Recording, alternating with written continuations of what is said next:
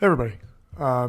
It's been exactly a year as of today, or as of this recording, that I have left investment banking, and I thought I would take this time to reflect on what I genuinely hated about investment banking. And this is a bit different from the tone and structure and content of my other videos, where I think I try to be informative and talk about jobs and things that I care about.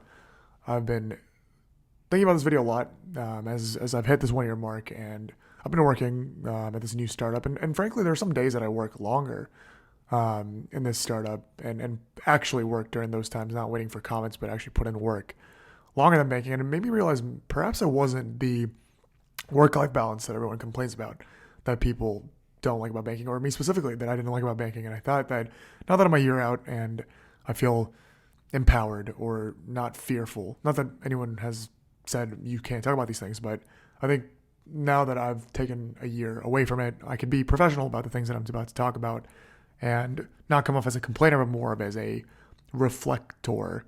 A disclaimer: banking is a phenomenal job, I think, at the end of the day, to get your career started, especially if you're trying to go into finance. We are complaining about a six-figure salary job out of college, so take it with a grain of salt. This is still first world problems, but I thought I would take this time to talk about what really made me tick and not enjoy banking as raw and real as possible. And I'll try to not hypercut, jump cut this so that you guys can get my real unfiltered thoughts and realize that I'm not censoring anything. Um, the first thing that I really didn't like about banking is the fact that so many of the things you had to do just because they were done away before. It's an old industry, and it's filled with people that have done something a certain way for a very long time, and it's not necessarily their fault. I think human beings in general, if they do something a certain way for a long time, they don't like overwriting it with a new way because they're used to the old way, and people don't like taking risks innately. That's a human quality. But there would be so many things where I would propose, or I would like to do it a certain way, or I would question, why do we still do this even though this is never used appropriately, that we just did because we've always done it. And I've gotten answers frequently during my banking career from people that have been in the industry that have just said, that's the way that we do it, so you better do it. And I am a man of hierarchy. I understand that you should listen to people that are older than you and have more experience, but there were things that I was deeper in the weeds for, things that I probably understood better than some of the people above me, especially a year or two, or a year and a half in my career, that they'd never dealt with. And the marginal return from the amount of effort and hair pulling that a certain assignment or a certain part of the process caused, it was just not worth the effect that it had on the project. It wasn't the things, it wasn't the calendar invites that were done perfectly, or the logistics letters that took more than required time because Microsoft Word sucks with formatting, that got the done deal or got that high multiple.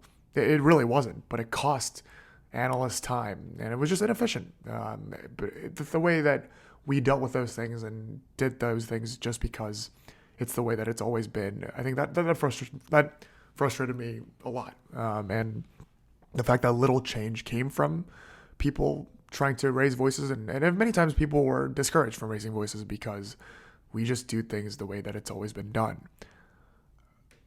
And I think that brings up my second point of just having to deal with so many different stakeholders and their various preferences. A lot of times, from top up, top down to clients. So there would be MDs, directors, VPs, associates, all wanting different things, and they would be very trivial things, arbitrary things that don't really matter, and different heads of things across projects. So you would be on deal A with one MD and deal 2 with another MD, and one would want Arial and another would want Times Roman, for example, or one doesn't do Oxford commas and the other one does. And yes, you could say, you're getting paid that much for those things, you should just do it. And you could also argue all entry jobs are like that, but it's just the level of intensity that came with those things that oftentimes, especially when it's late at night, it's 1 a.m. and you are redoing an entire thing just because Oxford commas is not what MDA prefers. It really gets to your head and you start wondering, is this truly adding value to this project?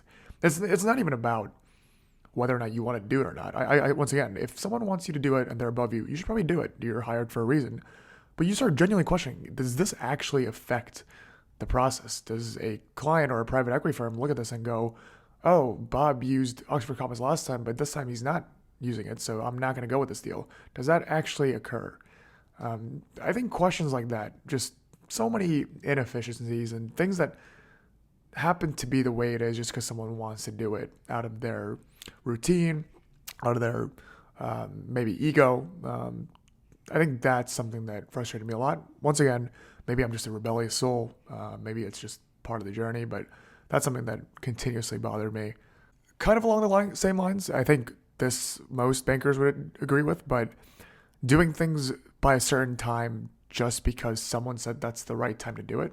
Of course, if there's a deliverable that is required by a certain time, if there's a data room that needs to be set up for potential buyers by a certain time, or there's a pitch coming up and you, of course, have to finish the pitch deck by the pitch day.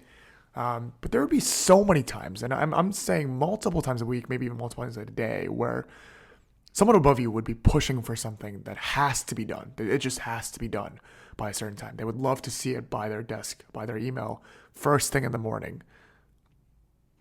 And there would be no reason for it. There's just absolutely no reason. And multiple times, this is not just once or twice, countless times where they would ask for it, you'd get it done, you would lose sleep over it, you'd lose weekends over it, you wouldn't be able to hang out because of it. That one hangout that you wanted to do that week because someone had to have it in their inbox by 8 a.m. You would send it into their inbox and never hear about it. Or you would hear about it 5 days later and say, sorry, this got lost in my inbox. And you'd wonder, I thought you had to have this by 8 a.m. the next day. Why is it that you didn't check it if you had to have it there? Or how come I'm never hearing feedback about it? Once again, if people are above you, if people are multiple levels above you and they're the ones that hired you and you're at their disposal, sure. But you start wondering, like, why is it the way that it is? And why is it that no one is changing this? If anything, the people above you could probably be making more money if your time was being used efficiently. But instead, they just feel like something has to be done by a certain time. And it's for absolutely no reason. I think that constantly just degrades you and makes you wonder, like, what is the purpose of any of this? I think I will bring all this together and bring up a real example and conclude this video. And once again, I hope this doesn't come across in a negative Nancy complaining, you're wuss kind of way. I think this is just like a reflection, and it's hitting me really hard recently about me thinking about, for me, it really wasn't the long hours. And perhaps it wasn't even me being at the disposal or feeling like I'm on call. It's just the way that things were done that bothered me. I remember 3 months into my career, it was Labor Day, and I went home for the first time just because I missed my family. And I came home Friday afternoon, worked a little bit, and went to a church service at Friday night. And a VP called me in the middle of church service and asked me to do this revenue model thing that would take quite a bit of time. And this was the first time I was doing anything of that sorts. And he said, talk to your senior analyst and he'll help you. Great. I started doing it, and Monday was Labor Day. Our client was very holiday respecting person. We weren't anywhere near the buyer phase of the project. Long story short, I genuinely knew and felt that this was not necessary for Monday. Granted, I think in hindsight, I should have still listened because he was a VP and I was only 3 months in. I think at the end of the day, right thing was to listen and just do it. But I also didn't know how to do it. And my senior analyst wasn't necessarily available. I'm sure he was enjoying his time for Labor Day. So I sent a long email back explaining my thoughts, saying, this is why I think we could probably wait till Tuesday when we're all in the office. I could ask in person how to do it more efficiently. If I try to figure this out on my own, it'll take multiple hours. Whereas if I do it in front of someone, at least it'll buy everyone time. And I don't think it has to be done by Monday. The VP comes back and says, you must do it by Monday. So I spent hours and hours and all day on it, and I still can't figure it out. And I knew from the beginning that I wouldn't be able to figure this out. Over the course of the next week or two, it's one of the only things I ever work on. And it just becomes a growing experiment or growing exercise project. The VP says that this is mandatory for this deal. This is what's going to get us through.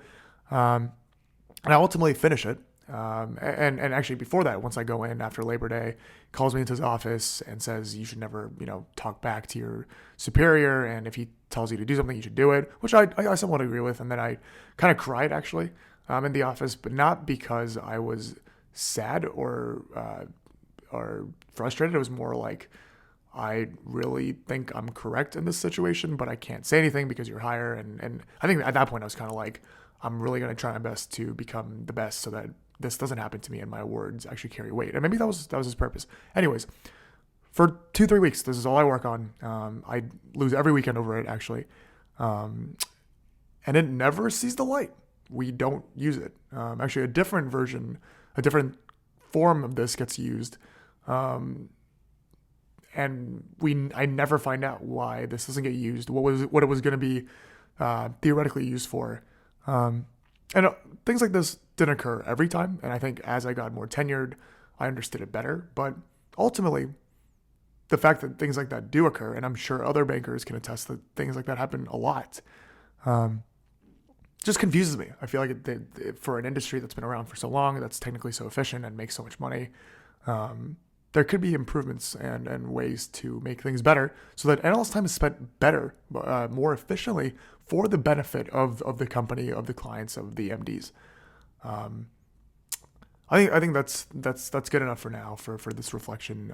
I hope I really didn't come across as complaining about a high salary job. I just thought especially a year out from banking, it would be an appropriate time to talk about these things. And hopefully I see you guys next time with a more positive video. As always, I thank you guys for joining, and I'll see you guys next time. Let's go.